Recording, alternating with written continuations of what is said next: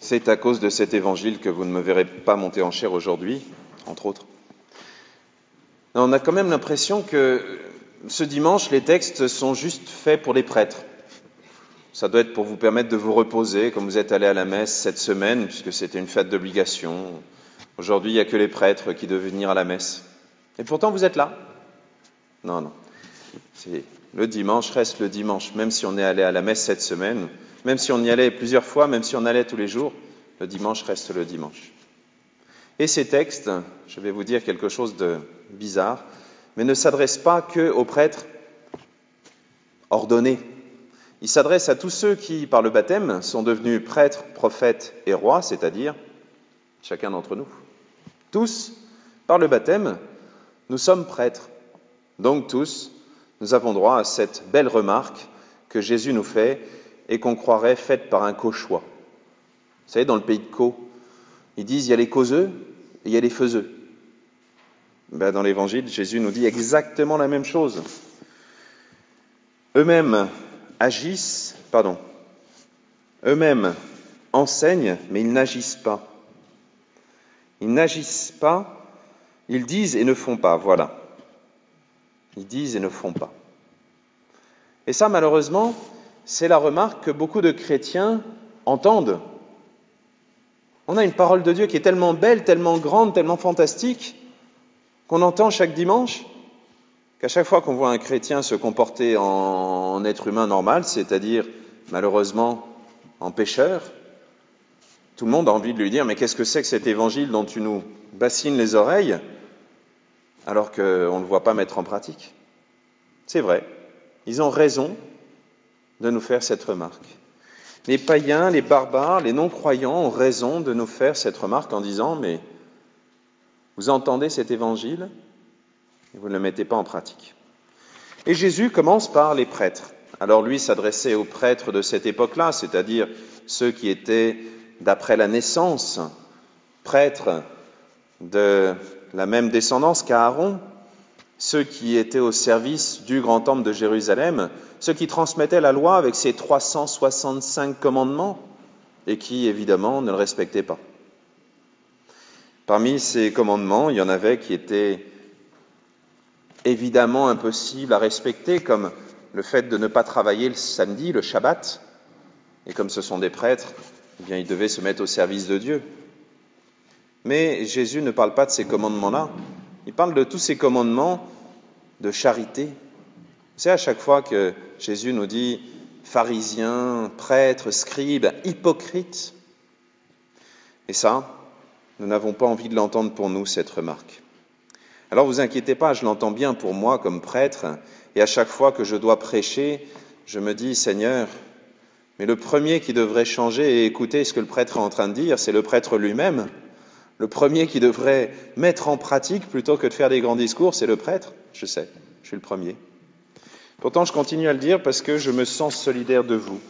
Comme disait saint Augustin, en paraphrasant un peu, pour vous, je suis prêtre, mais avec vous, je suis chrétien. Et donc, ce que je le dis à la fois pour vous, mais je le dis avec vous, pour chacun de nous.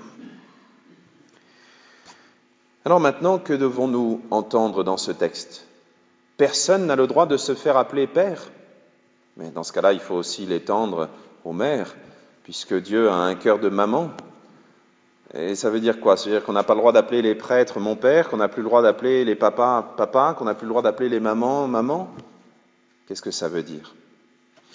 Non, nous avons le droit de les appeler comme ça, mais quand nous appelons quelqu'un papa, et ou père, ou mon père, et c'est une grande responsabilité qui nous pèse sur les épaules, à nous tous, qu'on appelle père, les prêtres comme les papas. À chaque fois qu'on appelle quelqu'un père, on devrait, à travers ce père, voir Dieu notre Père.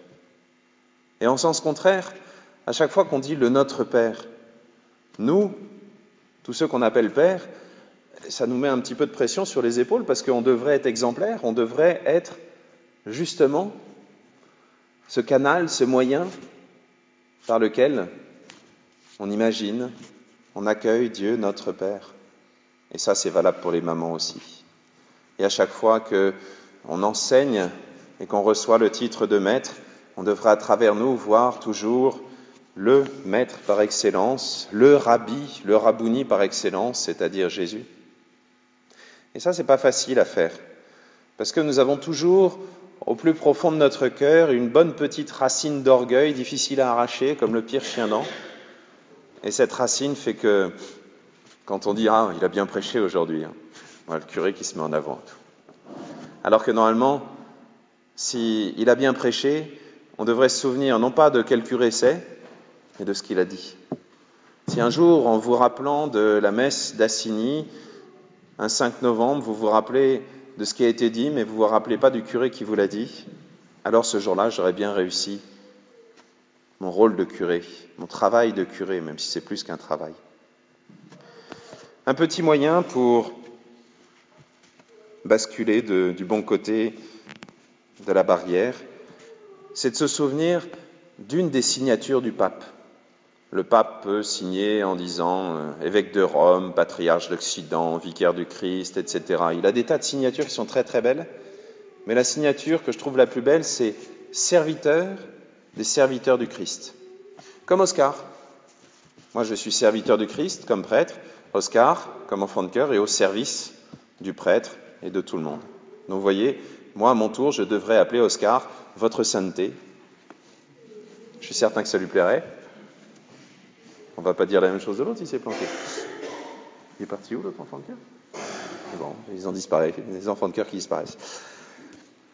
Non, lorsque nous gardons dans le cœur cet esprit de service, alors nous pouvons vraiment annoncer la parole de Dieu. Lorsque nous gardons dans le cœur cette attention aux plus petits dans lequel Jésus se rend présent, alors nous pouvons être pères, nous pouvons être maîtres, nous pouvons, même comme le dit le psaume ou la deuxième lecture, être comme des mamans qui portent Jésus comme un petit enfant contre son cœur, mais à notre tour, nous devons, comme des mamans, offrir Jésus au monde. Alors que Dieu nous aide cette semaine et dans notre vie chrétienne à l'offrir au monde, lui, Jésus, et à nous mettre au service de chacun, en particulier des plus faibles et des plus fragiles. Amen.